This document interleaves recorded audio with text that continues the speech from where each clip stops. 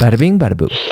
Some people say the Cinderella castle at Disneyland is haunted. I'm not saying that just because Disney has a very intense legal team, but some people have said it, and they think it goes against everything that Disney stands for. Apparently back then, you could tour this supposedly haunted dungeon underneath Cinderella's castle in Tokyo, of all places, and Disney eventually shut that whole amusement ride down because of just how creeped out the guests were getting.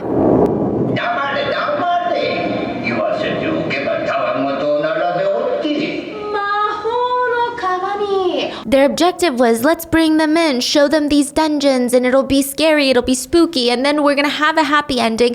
But people were genuinely terrified. There was something about the energy in that castle. Some people say the one in Disneyland in California is also haunted. There's just something about Cinderella's castle that either people romanticize it or they think nothing is that perfect. Something about that place is sinister. It goes against everything Disney wanted, which is to make this castle feel like romance. Feel like you need to propose right now to your loved one in front of it. It feels like a happy ending, a fairy tale, which is very interesting considering the fact that the real life castle that Disney was inspired by, the Neuschwanstein Castle in Germany, it's got some dark past attached to it. Once upon a time, there was a mad king. His name is King Ludwig II of Bavaria. And if I were to be nice about it, they would call him the fairy tale king because he lived in his own little Delulu land. He lived in his own little fairy tale land. So 2 years into him becoming king, he loses this big war to Prussia. And instead of being like, hold on, let me face reality. Bavaria is going down the toilet. I lost to Prussia. Let me be strong to my subjects. He decides, no, I'm gonna live in my own fairy tale. I'm still going to rule over the biggest court of all the lands. So he loses himself in building this insane castle on this rocky cliff edge. It's like, I mean, if this were a villain horror story, it would be the villain's lair. But he was like, no, I want it to feel like Prince Charming's home. Rocky cliff, we've got the towers that go up, all the stone, impenetrable defenses in case someone wants to storm it. It's gonna have 200 rooms, a ballroom, a theater with a big stage for all of his court to be entertained because he is the greatest king of all. This would be the Mad King's private escape from reality. And in this castle, he would be the ultimate king. He would actually dress up in medieval royalty clothing. Yeah, as Bavaria, his true reality, struggled with the loss of Prussia. King Ludwig continued to play make-believe, so he loses himself completely in this castle. He was driven mad. He starts borrowing insane amounts of money from foreign courts, going into debt, losing sleep over which room had to be painted what. He wanted each tower to look imposing, look straight out of an episode of Game of Thrones. And the fellow men of his court realize, this man is losing his mind.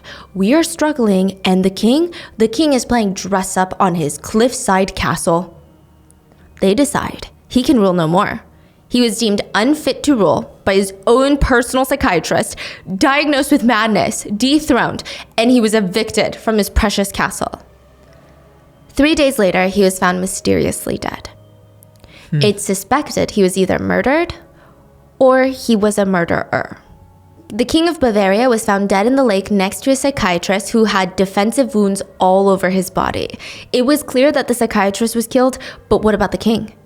Did he kill his psychiatrist before ending his own life? Was it an accident, or were they both killed? Was King Ludwig really even mad? I guess we're never gonna really know the answers to these questions, but just weeks after King Ludwig's death, the castle was open for tourists. Oh, wow. Yeah. I mean, since that quick. That quick. And since then, it has become one of the biggest tourist attractions in the whole world. More than 61 million people have visited this castle. More than 1.3 million people visit this castle annually. During the summer months, you can expect to see about 6,000 visitors per day because they just want to look at the true real-life Cinderella castle, the fairy tale castle. I mean, it's beautiful. Despite its kind of sordid history, it's really pretty. I mean, you go up this massive cliff. I mean, typically with a tour guide, the best view of the castle is from this bridge that's like 200 feet in the air, suspended over the cliff. There's like waterfalls. There's a ravine. It's really breathtaking. I mean, just looking at the pictures. And then you see this castle with grayish exterior, these circular towers and intricate balconies detailing the windows. Everything feels like CGI magic. You just can't picture that there were humans that came and built this castle on the cliffside. Think Cinderella's castle at Disney, but 100 times bigger and on a rocky cliff. And in 2023, the romantic Cinderella castle would be back in the news. Not because of Disney, not because of an alleged haunting, but because an Asian American tourist was allegedly assaulted and murdered at the real-life Cinderella castle by a man who was just really into Asian women.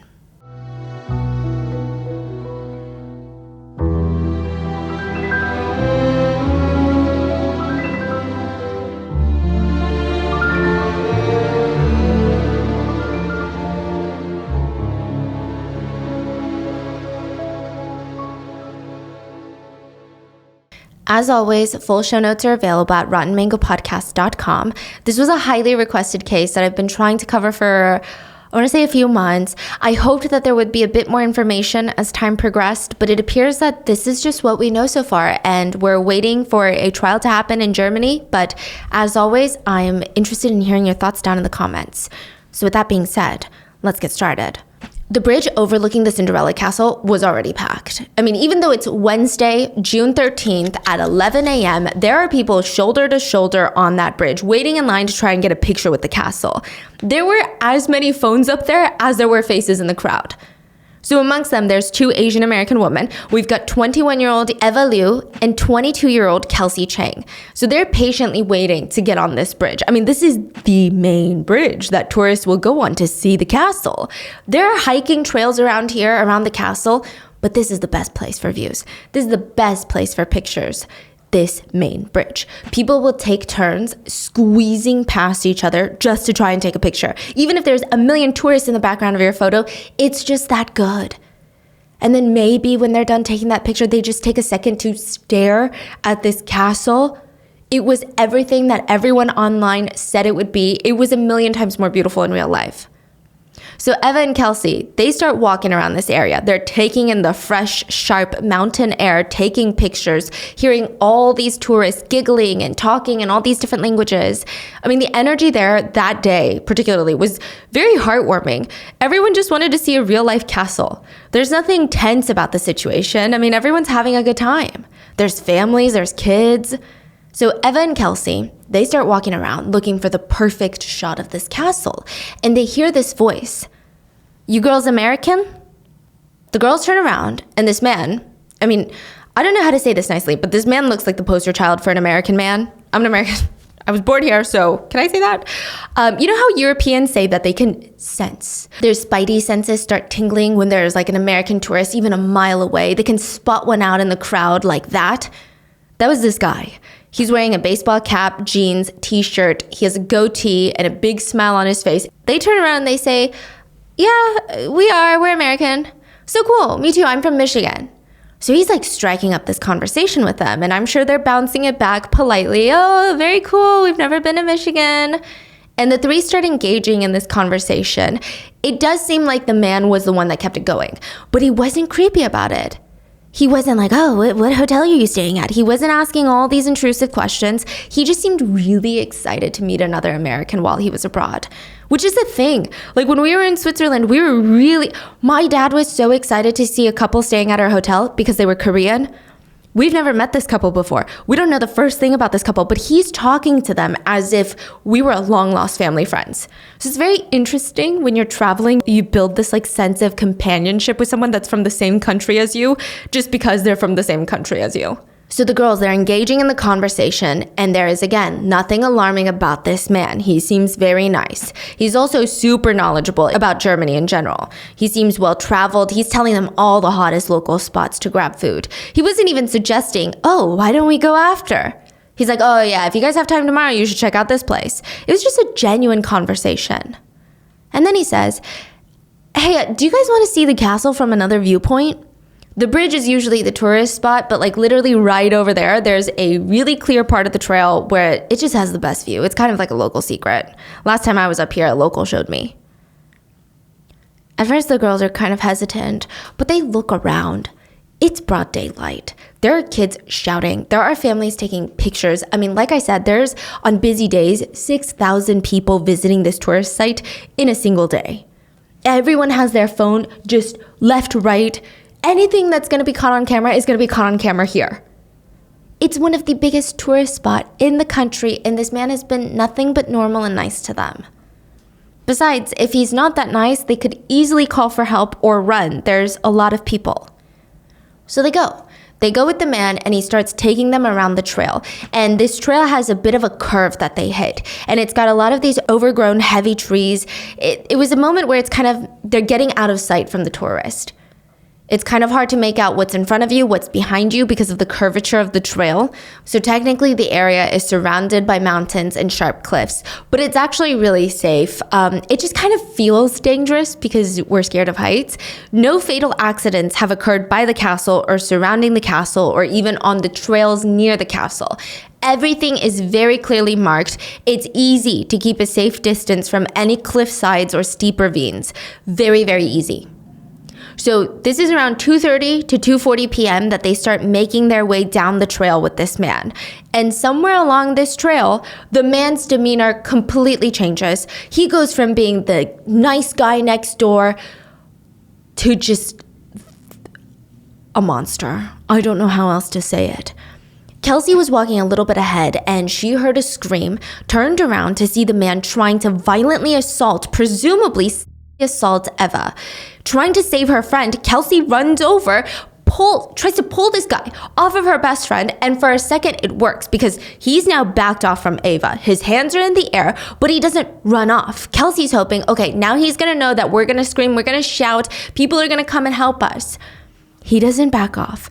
Instead, he turns all of his attention to Kelsey now, puts his hands around her neck, starts choking her and pushing her, basically choking and walking her closer and closer till he gets to the cliff's edge, and then he flings her over the 165-foot drop. 165 feet is like throwing someone off the 17th floor balcony. Wow. The scarier part is this is a rocky cliffside. She could land on a sharp rock or a pile of them. I mean, she could keep falling down further. It's not like the bottom is 165 feet away. This is a very, very, very tall cliff. It's worse than a 17th story building. So the man turns to Eva, who's trying to fight him off with everything that she has. She's completely scratching up his face, getting his DNA under her nails, but also leaving him with these bright red streaks just across his cheeks, his forehead. But once he was done with her, and it's not confirmed, but it's presumed that he either tried or did essay her. When he was done, he threw her 165 feet off the cliff as well. A complete stranger thought that it was his God-given right to use a woman for pleasure and throw two women off the cliff when he was done with them. So when news starts spreading of this case, people are pissed off. People are so pissed off at the audacity of this guy. They start going online and saying, okay, well, if it's an eye for an eye, someone throw this man off a cliff. And I completely understand the concept of an eye for an eye, right? A life for a life.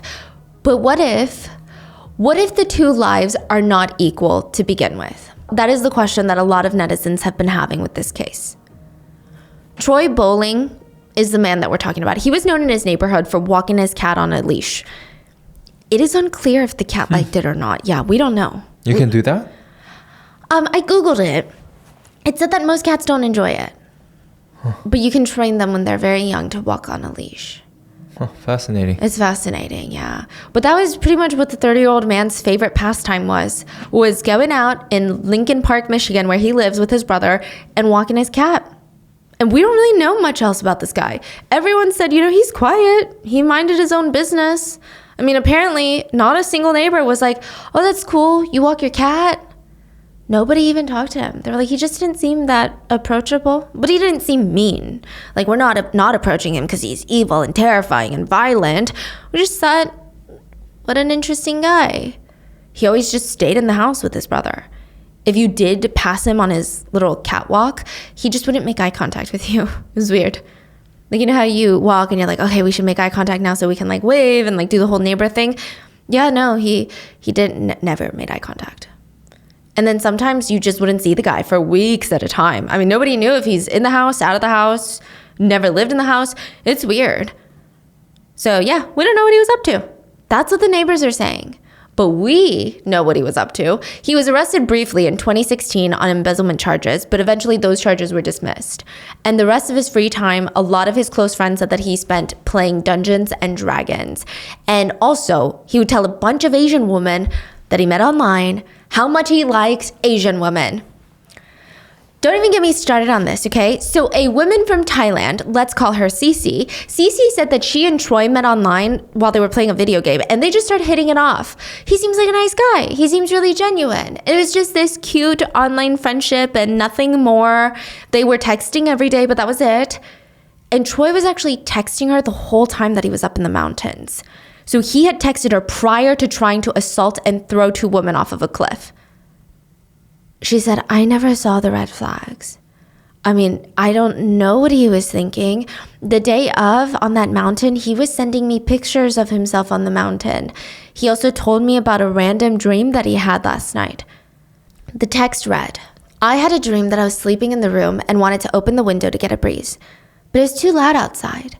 And for most of it, I was watching my body and I wasn't in my body, if that makes any sense.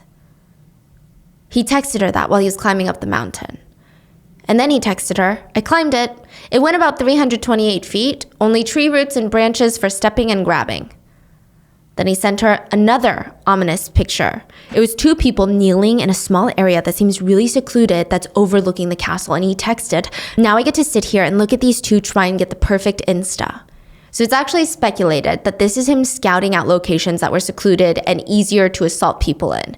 He's filling Cece in on his very, quote, normal day, right to the point where he tries to murder two Asian women. And one of the last things that I thought about when I was researching Eva Liu was Cinderella. Because, you know, this is all happening at the Cinderella castle, and I mean that with the utmost respect. It's not about fairy tales, it's not about love, but she really just didn't feel like she needed a Prince Charming. That's like what I just kept getting from her story. Eva was the type of person that she knew what she wanted at a young age and worked nonstop ever since she was a kid to get to that point. She only counted on herself. She had this twin sister named Alice, and the two of them would do everything together. They would run around terrorizing their parents. I'm kidding.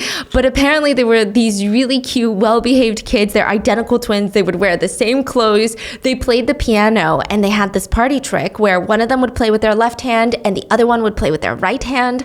And they just had opposite personalities.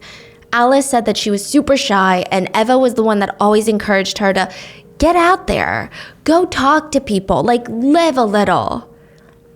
They grew up in Canada before moving to the US, and eventually Eva would actually work her way into one of the most prestigious programs in the country. She studied computer science at the University of Illinois, which is ranked 5th in the nation for computer science programs. The first 4 being MIT, Stanford, Berkeley, and Carnegie Mellon. Wow. It's so impressive. Like the amount of things that Eva was able to balance during her life. She would study all day. During the weekends, she would volunteer at church. One time her sister walked in on her in the dorm room. There were 2 girls in Eva's room. One on the desk, one on the bed. Eva is tutoring the one on the desk right before her exam, and the other friend was having a mental breakdown on the bed, and Eva was alternating between helping one friend solve a mathematical equation and then turning around and trying to console her friend that everything was going to be okay. She's doing all of this while maintaining her studies and excelling. So she graduates from the University of Illinois and she secures a full-time position at Microsoft as a software engineer, which is insane. Like that's really impressive to have right out of college. She was going to start this year, July 2023. And between May, which is when she graduates, she's got the month of June. She's got most of the month of June before she gets into her first corporate job, and she's thinking, okay, why don't I do something crazy? Because once I get into this job, it's going to be years of me trying to climb the corporate ladder or trying to find my passion. This is my chance to be free. So she talks to one of her best friends who also just graduated, Kelsey Chang, and they decide, let's do a Europe trip. I mean, okay, it sounds crazy, but it's not really crazy because they earned it. They worked their asses off to get through school and they secured their future spots. And now they're just going to spend 3 weeks seeing the world. I mean, when else are they going to do this? Which, side note, Eva and Kelsey were really safe travelers. Not that it would matter even if they weren't, because it doesn't matter. Like, that's just victim blaming. But just to preface, they really were. So they were the type to not stay out after dark. They would review and plan their itinerary really well. They were constantly aware of their surroundings and really only headed to popular, populated, touristy spots. Again, nothing would have changed if they hadn't been doing that, but I'm just stating. So the first stop was Budapest, then Vienna, Prague, and now Germany was their last leg of the tour before they went home, which apparently Munich is one of the prettiest cities in all of Europe. They say that the architecture is breathtaking, the streets are beautiful, there's parks, scenery, lakes, forest, there's all these little cafes and shops around the city center. But more than that, it's internationally known as one of the safest cities for female tourists. So again, They're like, okay, this is kind of perfect because we're 2 girls traveling on our own. One of the last things that they wanted to do on this trip was visit the famous Cinderella castle. June 13th, 2023, Eric Abernary from New York City. So this is a man from New York City. He was at the castle too. And he had never seen anything like this castle. Like, hear him out. The Brooklyn Bridge, beautiful. But this castle is something else. And the bridge that he's on, soaking in the sight of this beautiful castle, it was insane. And then all of a sudden, he sees this bright red helicopter just swarming, doing circles. He's like, that's weird. That's really weird. It's getting closer and closer and closer. What are they looking for? So he and other tourists, they start looking under the bridge, over the bridge. They're like, what is this helicopter doing here? And it's very loud. So people start rushing over. Suddenly the castle that they all wanted to take pictures of, meaningless. Now they want to know what's going on. Is it a mountain climber? Is it some sort of animal? Did someone fall? Eric starts scanning his eyes along the river at the foot of the mountain, and he sees 2 young women just on the ground. They look closer to teenagers than anything. One of them was moving but hanging onto a tree, so it looks like she was stuck in a tree or landed on a tree. The other one was laying motionless on the ground. So the crowd, they start dispersing. They start whispering in their own native languages since they're all tourists. And the red helicopter is loud, trying to circle the area nonstop. Rescuers are coming down on rope, being lowered into the dense tree-lined rocky cliff. It looked like they were sending down a claw machine, just trying to catch something, going up, failing, trying to go back down. It was weird. So the rescue mission for the 2 women, I mean, it was very difficult. The terrain is dangerous. It's impossible for normal police forces to go in and get them. So special Alpine Rescue missioners were used. And people were wondering, like, do you think the girls fell? Do you think they slipped? Didn't someone lure them over there? I felt like I saw someone go over there with them. When one of the girls was being lifted onto the helicopter, the rest of the tourists could see she was moving. Thank God, she was alive. Kelsey would call Eva's twin sister and say, Alice, he threw us off the cliff. While Kelsey was being rescued on a stretcher, she called Eva's twin to tell her that the man pushed them both off the cliff, and he had been trying to assault Eva. So that man was Troy Bowling. He was not that hard to catch. All exits out of the tourist spot were shut off immediately. 25 emergency vehicles were sent to the scene. I'm talking cars, helicopters, sniffer dogs, like everything. A lot of netizens speculate that Eva actually helped in catching their perpetrator. His face was bright red with all of these wounds from Eva, and it was pretty easy to pick him out from the crowd. And he was about to be charged with homicide. Kelsey had survived the fall, so she had fallen onto a tree.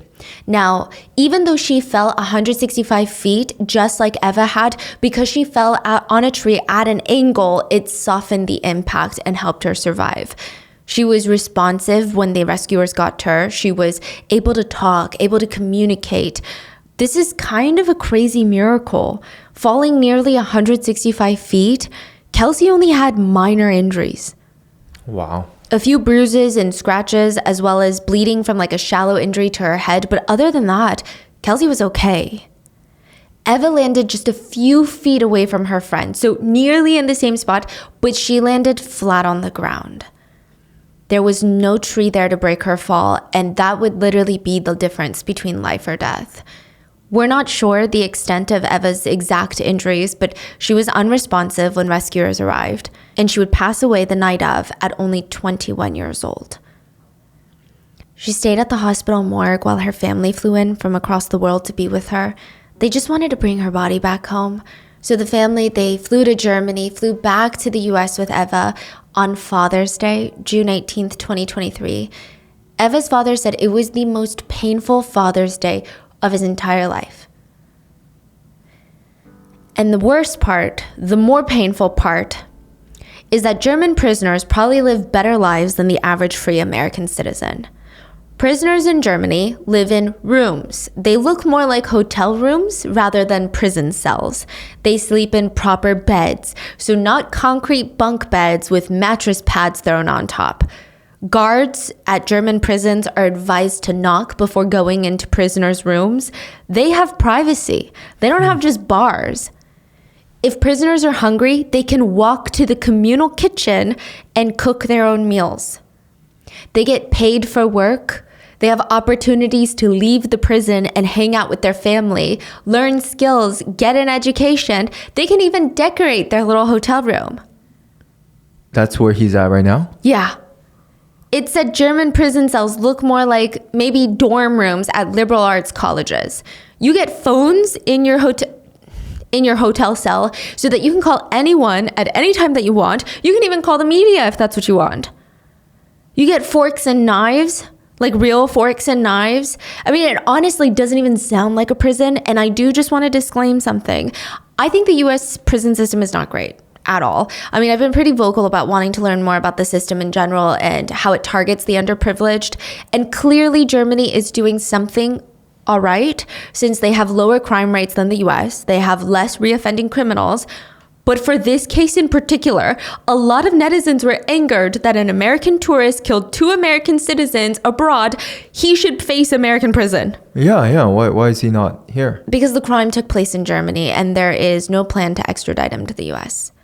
Now, a lot of netizens are just really pissed off about all of this. I mean, the idea that he tried to kill 2 successful, hardworking women that would have been incredible figures in their communities, workplaces, and even just in society, just because he felt like it was his right to, just because he felt like he could and that he was above them somehow and he could just discard them like that as if like they're objects. So after all of that, he's going to be decorating his little hotel cell with construction paper art and eating snacks on his foam mattress bed while chatting on the phone.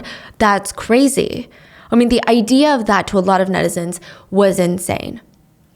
A lot of netizens demanded he be brought back to the US so he could be tried for murder and potentially face the death penalty here, since Germany won't do that for him. Most people that are sentenced to life in prison for murder in Germany, they get out in 15 to 20 years. But as of right now, Troy Bowling is being held in Germany in prison on suspicion of murder, attempted murder, and attempted assault. Germany also has really intense privacy laws when it comes to court cases, so we can kind of assume that's why we just don't have as much information on this case. But the US, I will say, once they found out Troy Bowling's name, journalists swarmed his family home trying to get information from his family members. One German reporter stated that when they went to Troy's mom and asked her comment on the incident, she claimed, "My son wasn't even in Germany." She pretended confused as if the whole thing was just a silly little situation of mistaken identity, which of course added fuel to the fire. I mean, more people wanted to know, who is this lady? What was she thinking? What kind of son did she raise? Is she part of the problem? So she knew it was him. Okay, that's what was reported. It was actually not the truth.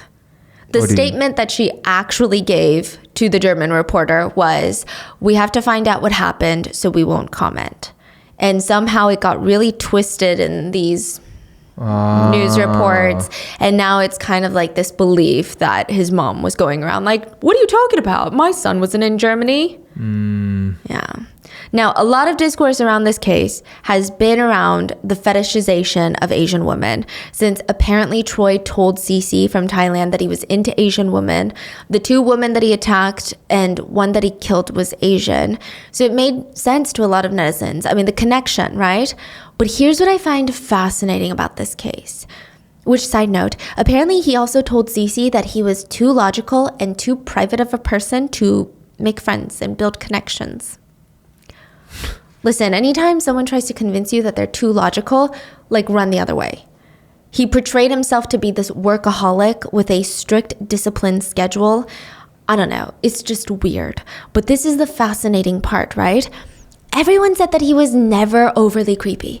Everyone. People were tracking down old classmates, ex-girlfriends. Everyone said, he's not overly friendly, but he wasn't creepy by any means.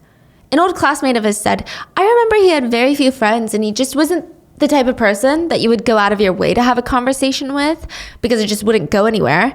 He's a bit odd, very closed off, but never seemed like an angry kid, never showed any violent tendencies that I can recall. I mean, he was just quiet. Another classmate said, nothing spectacular. And what's fascinating is not that people didn't realize that he had a hidden side of him or that they were blindsided or shocked. It's the fact that most of the people speaking out weren't Asian.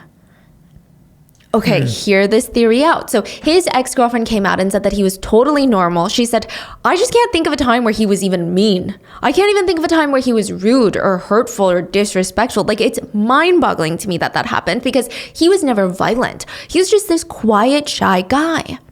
Side note, none of these people are defending Troy. Nobody is arguing that what he did is horrendous. They're just giving stories of him since that's what journalists were digging for. So this has nothing to do with them, but it is fascinating because a big part of Asian women fetishization is that Asian women, to a lot of these guys, are not seen as humans. So these men are typically known to treat women of their race with a lot of respect. But they almost treat Asian women like dolls. Yeah, I just don't imagine someone can flip a switch and just toss someone off the cliff. Yeah. What an action to take. He didn't snap. It's not even like just punching someone, right? Throwing someone off the cliff. That is crazy. Yeah, so that's why don't you think it's a little fascinating? The way that people are saying, no, he wasn't even violent. And I think because you weren't the demographic in which he felt these urges. And that's why these fetishes, they're dangerous, they're scary. He just probably didn't see Asian women as humans. That's really a big part of the discourse around Asian women being fetishized. They're often seen as objects. Like, there's this narrative ingrained in culture that Asian women are submissive, that they'll do whatever you want. They're soft. They don't mind doing domestic chores. They live to please. And there are some wild forums out there where men will talk about all these women, and I'm not saying that they're very respectful, but the ones that have these fetishes, when it comes to talking about Asian women, I swear it's some of the most vile stuff that you will ever see. There was this one guy who posted on a forum. He's posting about his own daughter. Okay? This is a white man posting about his own daughter. His daughter is Asian? Half Japanese, because his wife is Japanese, right? His own flesh and blood. And he wrote in the forum about how his daughter is a, quote, geisha doll, and he is contemplating assaulting her. His own daughter. Another forum had a man asking, full sincerity. He's like, no, genuinely, I just need help. Hand to my heart. I have a genuine question. Please take me seriously. Can I still be a white supremacist if I want to sleep with East Asian women? What? Yeah. Huh. What a question. Yeah, but he was so genuine. Oh, guys, I'm really confused about this. In a separate forum, there was an article titled 12 Commandments Asian Women Must Follow When Dating White Masters. And it included, and it was not limited to, never sleeping with anyone other than the white master, especially never other Asian men or black men. Also, if the Asian woman ever gets sick, gains weight, or loses her youth, or stops being obedient, they can be sold off or sent back to China or wherever they came from. So I just think it's a little fascinating. In other cases, people are saying things like, oh, I had no idea since he was so nice. And I'm like, yeah, well, you really never know when people do crazy things. You never know what they're thinking behind closed doors. But this one, a lot of the discourses, it doesn't seem like he was that good at hiding himself. Just all the people coming out saying that he was nice were not Asian women. So we genuinely don't know if he had been terrorizing Asian women his whole life. We don't know. And then another part of the discourse was, it's not even about Asian women, it's just the audacity. Like, a lot of women were so pissed because Eva worked so hard to get to where she was, and a man decided, hey, you know what? I'm just gonna throw them off a cliff because I'm not getting what I want from their bodies. How do you get to a point where that even makes sense in your head? So I guess we're just gonna have to wait and see how this plays out in Germany. During Eva's funeral, Alice, her twin sister, gave a really touching speech about how much Eva has been there for her. She had always been looking out for her and even provided financial support for her sister. Even they're the same age, they're twins. And she said, Alice, go focus on school. If you're stressed about money, I can work, I can send you money. I just want you to do well. Alice said, I've grown very accustomed to knowing that Eva will always be there for me. And at the risk of sounding like I'm in denial, I know she will always be there for me. A close friend of Eva's said, life is a bit darker right now. Eva had a bigger heart than just about anyone I've ever met, but I'm finding comfort in knowing that she's still here. She lives on in Alice and in her family and in her family members, and love doesn't go away because a person goes away. And that is the crazy story of the recent murder that took place at the real-life Cinderella castle. What are your thoughts? I mean, this one I genuinely was at such a loss for words while I'm researching because, I mean, what can I say that hasn't already been said, right? What are your thoughts? Please leave it in the comments. And I will see you guys on Wednesday for the main episode. Bye.